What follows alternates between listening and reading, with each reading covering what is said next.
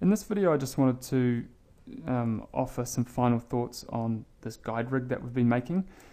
So here's what your final arm setup is hopefully going to look something like. And I've just laid some keys down here, so I'll play that and loop it while I'm talking. As this plays, you're going to see some intersections between muscle groups, and we don't actually mind some intersections between our posed muscles. In fact, a bit of penetration should be encouraged because the cloth sim's going to handle it pretty well, actually. And we'll turn on the volume preserving algorithm in the cloth settings, so we should see the muscles get pushed around quite nicely. We don't really want any intersections, any self-intersections if we can help it though. I haven't found them to be useful in the same way that intersections between different objects are. And they're just generally a bit problematic, causing things like trapped vertices and the like. There are some intersections that I wanted to talk about in here. Let's stop that. In this tendinous part of the muscle here. And this amount of intersection's fine.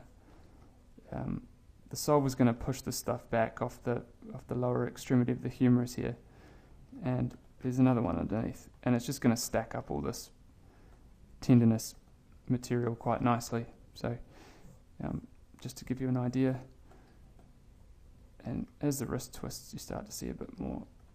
I'll bring that one back.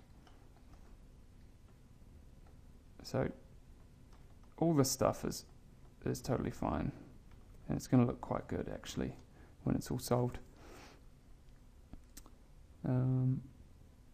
Now, there's a lot of muscles in the forearm, obviously, and I've seen Maya muscle setups where they've just used 2 muscles in the forearm, and obviously, you know, there's a lot more than 2, and I haven't even modeled them all for this setup, so I just used Google image search and looked up Gray's anatomy of the forearm, and you'll get some pretty useful diagrams which look a bit like this.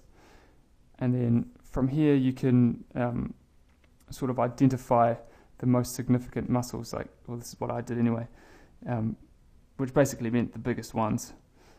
And then I went to that database that I mentioned earlier with the OBJs and tried to find the ones that I'd identified. And most of them were there, which was pretty good. So yeah, once again, I'll give that link in the tutorial notes. What else? Finally, the muscle rig that you make on its own is actually pretty fast.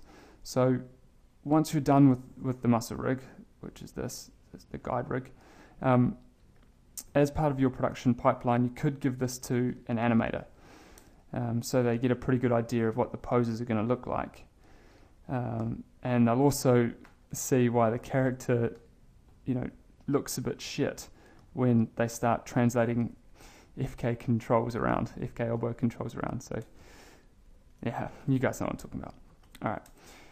Well, that's it for the guide rig stuff. We're going to get into actually committing this stuff to cloth and solving out some muscles in the next video. So, all right.